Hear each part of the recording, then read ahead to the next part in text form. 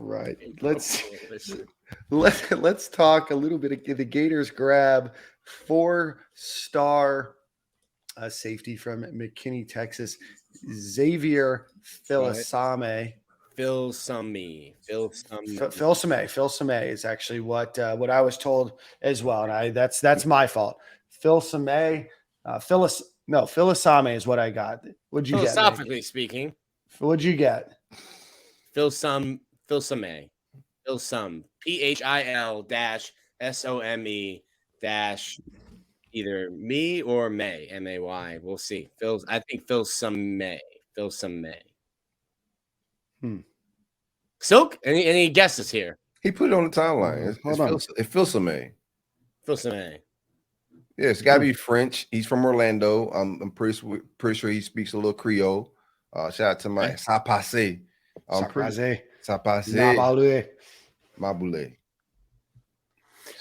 I think this dude hits. I think it's a great pickup for Billy Napier. I think it's a great pickup for Florida, and early in the cycle as well. So Florida's 2024 recruiting class.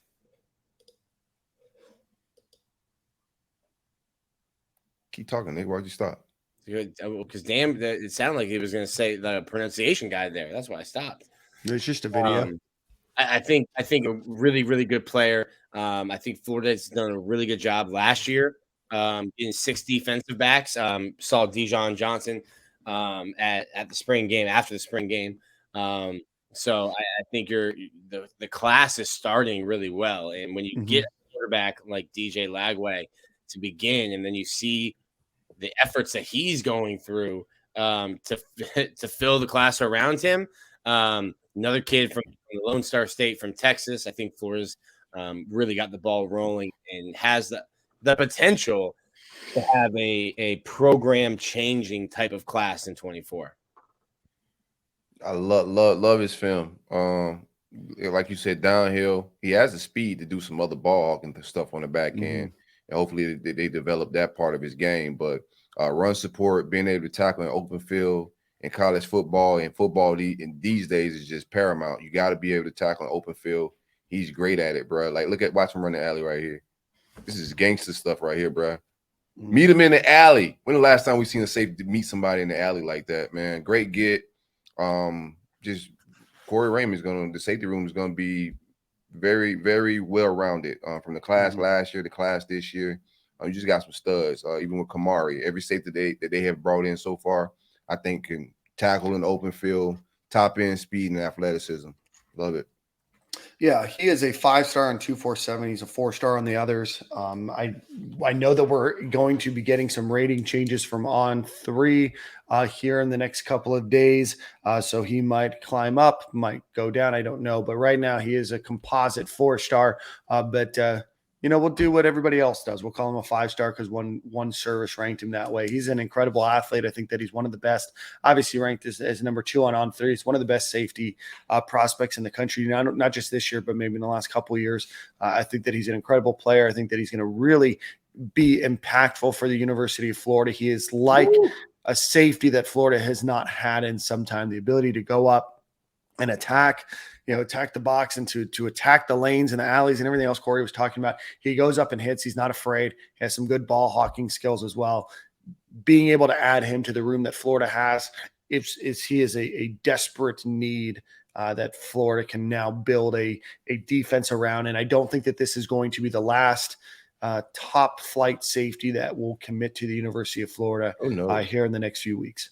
No, man. Top tier stuff on the way. He plays a little star as well. We've struggled with getting a guy since Chauncey Gardner to play that position. You can see him line up there and have the hips and the athleticism to play that spot. So a lot to like about this kid. I like the physicality, bro. You can't teach. I want to smack. Look at him. Every time he smacks somebody in the face, bro, he getting up like, give me some more. Seeing him in the locker room when I walked through that with Lagway, physically impressive kid in person as well. And DJ Lagway is a monster. Shook his hand. I feel like his fingers came up to my forearm. I'm like, this is a big kid, But good get by the staff, and the safety class should be one of the best in the country. Yeah, let's talk a little bit about that. Right now, the Gators do rank number 4 in the country on 3. They do have the second highest overall ranked class in the country right now. Average player rating. Yeah, average player rating, which is just leaps and bounds ahead of FSU. So if you go to 247's rankings right now, you'll see Florida State ranked just one spot ahead of the University of Florida with 3 more commits and a star rating that truly is the difference between eating at a Michelin star restaurant and eating at I don't even know, a White Castle that's close to being closed down. So with the commitment of Xavier Filsaime, we did talk about some prospects that Florida is looking at the safety position. We've mentioned Boatwright, a name that we mentioned that came back on the market last week was the name Jordan Pride. Jordan Pride had been previously committed to Florida State. He announced that he would be opening up his commitment on, I believe it was Thursday of last week. He did make it to the University of Florida for the game on Thursday. So I think it was announced Wednesday. Ranked as the 88th overall player in the country, the number 6 safety from Bluntstown, Florida, 6'1" and a half, 175 pounds. Did get a couple of crystal balls and On3 recruiting prediction machine predictions thrown his way. So that is a name to look out for as well. Other recruiting news. I do know that the Gators look very, very good for a 2025 defensive back that we will talk about here in the next day or so, or next couple of weeks or so. I know that that's a name that they don't want to leak out, but let's just say it's a West Coast Florida kid who looks very promising to commit to the University of Florida for the class of 2025. It's our understanding right now that Florida is trying to kind of stage their commitments out a little bit more to keep the momentum going rather than getting a bunch of commitments just at one time. Nick, Selk, any recruiting thoughts before I pull up the list of visitors that Florida had this past weekend? I think there were I think you could have had 2 or 3 commits pop on Thursday, but Florida kind of likes to keep themselves in the news cycle. The staff understands the news cycle, and I think rather than having a monstrous one day, I think you'll see some of those guys start to commit, in the coming days and weeks, and kind of just keep positivity going throughout the offseason. Florida has shown, I think Silks mentioned it before, just like an understanding of momentum, and get a huge momentous day. But if you have 3 guys, instead of throwing them all out on Thursday, having them come out over a couple weeks and kind of keep your name in the headlines. What are we hearing about? I know some crystal balls, predictions at On3, 247, other sites, rivals with Mario Craver, the wide receiver out of Alabama. What do you guys think about his recruitment? Is he deciding soon?